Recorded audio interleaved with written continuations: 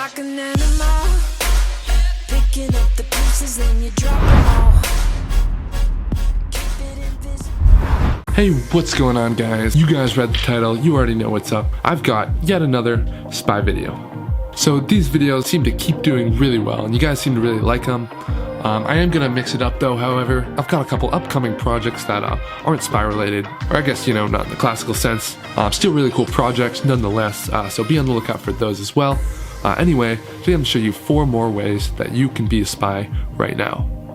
For all the stuff I'm gonna show you, I'll include links in the description about where you can get the various items like I have in front of me here. All the links in the description. Let's go ahead and jump right into this video. Okay, so first up on the list, I'm going to show you how to find out if anyone's been walking around in your room. So I'm going to be using some of this glow germ powder. Basically what it does is it glows really bright under fluorescent light. I think I used it in a previous video about how to send secret messages. I basically made a solution of this and put it in a marker. So when you write with it and shine a UV light on it, you can see the message that otherwise would be invisible. But today we're going to be using it to track footprints. So let me show you how this works. Basically, it's as simple as taking this powder and spreading a thin layer of it over the area in front of your door.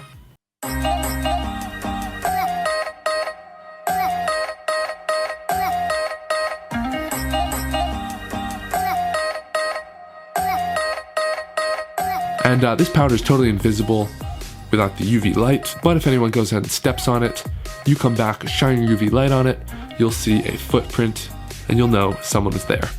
Side note, make sure not to step on the powder on your way out of the door. Kinda ruins it.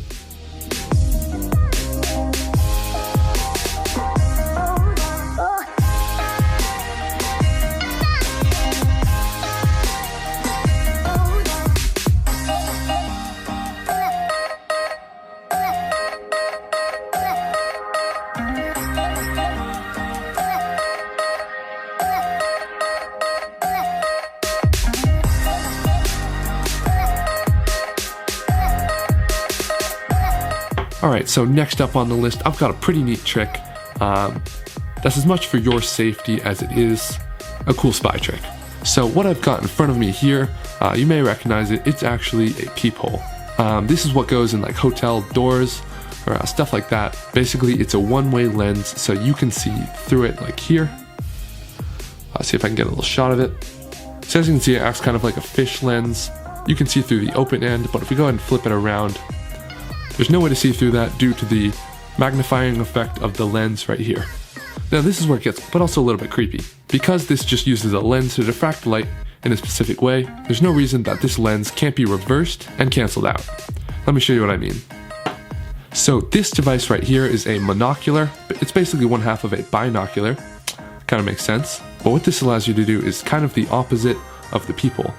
Where this makes the image smaller when you look through it, this magnifies an image. So let's see if I can get a shot of this. There's a sign over there that says danger flammable. Kind of sums up my whole channel. Anyway, if we look through the monocular, you can see it magnifies the image. So that means this cancels out this. Can't see through this right now, but when we take our monocular, so when we take this and put it on top of this and look down through, give you something to look at.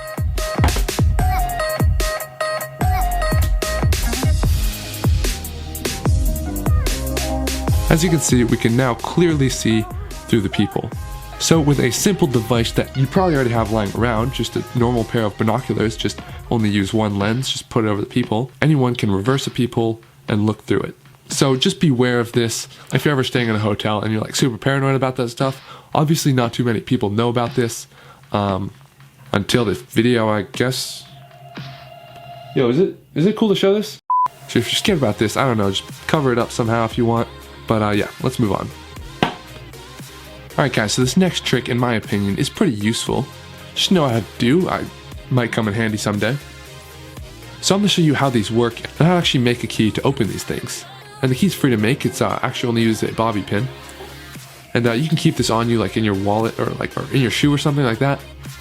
Or if you end up in handcuffs and don't have the key on you, you'll know how to make it. So you might be able to make a makeshift key with what you have in your surroundings. Yep, straight out of a James Bond movie. First, here's how they work. So I got this practice handcuff online, and it actually has an acrylic top layer so you can see all the mechanisms inside. It's really useful for just learning how it works. I'll link this down below along with everything else. So as you can see, the key is pretty bare bones. All it's got is a straight cylindrical piece of metal that's hollow at the end with a little tooth on the end. Very shallow and in my opinion not actually that secure. So the handcuffed lock is located right here.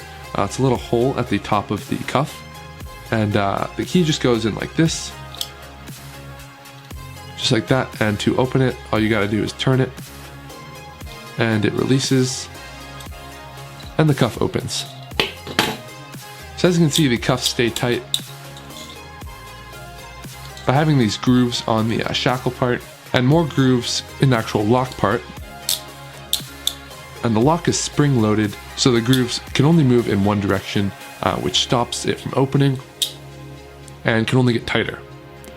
And so what the key does is it digs down in the lock and raises the grooves up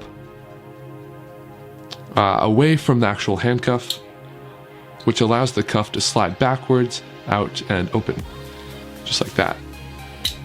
So to make a key to open this up, all we need is a bobby pin. All that we have to do is make a slight S shape in the bobby pin.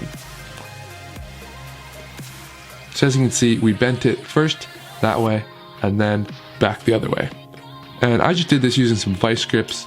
Just put it in here and gave it a slight bend. Be careful to not break this metal. If you push too hard on it, it will snap. Bobby pins are pretty rigid, so that they actually can snap on you. Alright, but now we're done. And we can go ahead and hide this wherever we want. Just go ahead and throw it in your wallet if you want. Throw it like behind your phone case.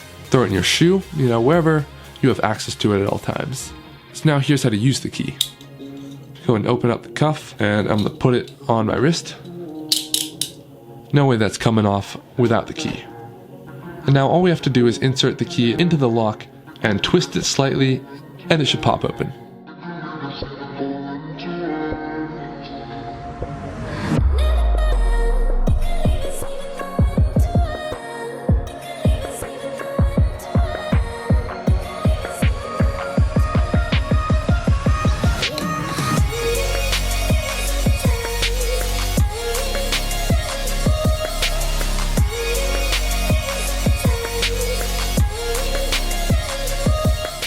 So yeah, there's how to unlock some handcuffs, but again, if you don't have the key, definitely try looking around where you are and try and find any sort of like long metal objects like this, because sometimes these actually will unlock it. If you stick it in and like pry it up enough, you can actually unlock the handcuff just like that. Obviously I think these are a little bit easier to unlock because of the acrylic, you can see in, but yeah. And one more way I want to show you guys how you can open these things, if given the right materials and enough time, is actually by shimming it. So if you'll notice, there's a space in between the cuff and the lock part, and we stick something up in there that's strong enough and thin enough, we can actually shim the lock and effectively smooth up the ridges right here, and we'll just be able to pull the cuff open. So I'm going to try to use some wood shavings from this match. So I'm going to try and cut the match a little bit and try and make it a little thinner. Just like that. Actually worked very well. And then we can put the cuff on our wrist, say it's already on. And ideally the cuff should be a little bit loose, so you should be able to get one more click out of it. So say the cuff's on like this, you got your shim right here, and we're just going to slide it right up into the lock, like so. And now we want to go ahead and tighten the lock like ever so slightly to get this shim underneath that area right here.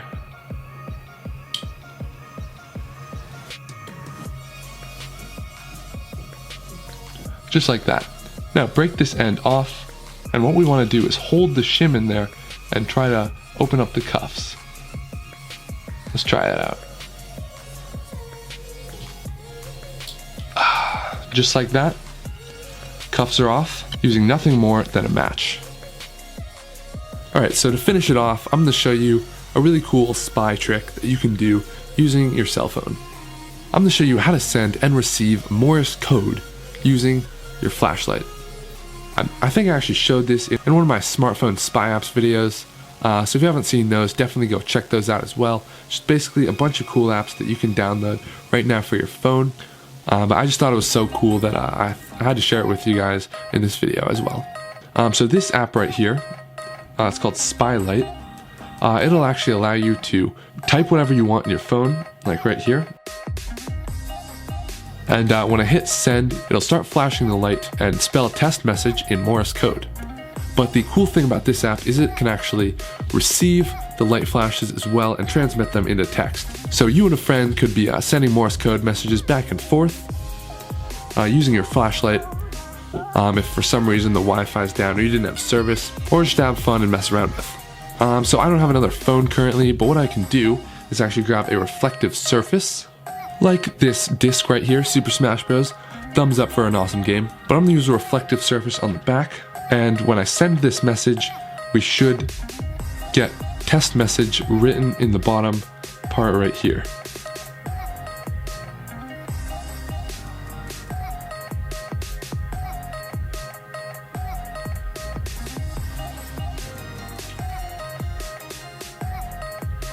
Boom, there we go. So yeah, really cool app to mess around with. I'm having a lot of fun trying this out. Well guys, there you go. I hope you did like this video. Even if you don't do any of this stuff, I hope you still found it entertaining. If you did, hit that thumbs up button and subscribe for some more cool videos. Drop your ideas down in the description of stuff you would like to see me do. I always love hearing feedback. That is it for this video guys, and I will catch you in the next one.